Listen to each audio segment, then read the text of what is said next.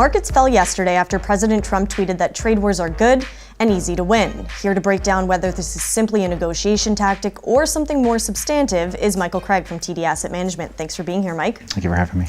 So I have to ask you, President Trump is renowned as a negotiator. Do you think these potential tariffs with steel at 25% and aluminum at 10%, is it just a negotiation tactic, or are we looking at something bigger here? I think the general market consensus is one that the market believes that this is a negotiating tactic, and I hope it is.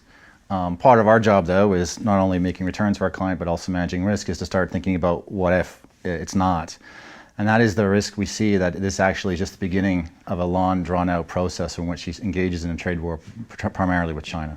One of the things I asked you about when we were talking ahead of the shoot was, if it's just steel and it's just aluminum, is it a big deal? But you said you think that it may not just be those two things. Yeah, I think it's important to think about what's next. And I think I'd be really concerned if they start talking about intellectual property as the next salvo in this trade dispute. The president's well within his powers to do it. There was an act in 1974 that allows the president to make unilateral decisions on trade if areas of national interest or security interests are threatened. And so if there's one thing that's been consistent with Trump from the very early on, is that he's a real hawk on trade. He thinks China has been unfair in trade with the US. And there's no real reason why you'd think he'd back down from that. Markets fell quite a bit yesterday on the news of this potentially happening and worries mounting over trade wars. As an investor, how do you position for something like this? Yeah, as a professional investor, we think there's always nice ways to have various strategies that counteract this risk. One would be holding a bit more cash. One would be using currency, owning US dollars or yen. And the third way is using option strategies to mitigate that downside risk. So there's a variety of tools at our disposal that we are using to manage the volatility of this drawdown that we're seeing. Something you do mention, Mike, is in terms of looking at your portfolio or your strategy, based on where you are in your life. What do you mean by that?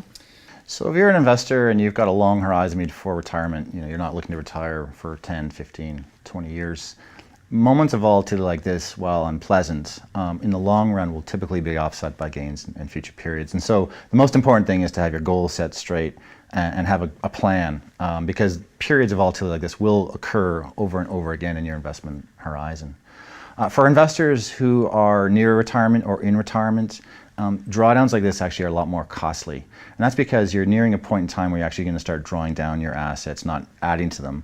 And so drawdowns can be quite painful, and it really is important to have a good strategy going forward in which you're going to be able to live off those assets. And so, for example, if you're near retirement and you've got 100% NASDAQ, that's probably not the best asset mix going into retirement, because if it does come off substantially, it's going to really hurt you. And I would argue this is probably one of the best times in your financial life to seek professional advice on how to do that. So it sounds like it could be a little bit uncomfortable, but look at asset allocation, look at some of your investing strategies, where you are in your life, and talk to your advisor. Absolutely. Thanks very much, Mike.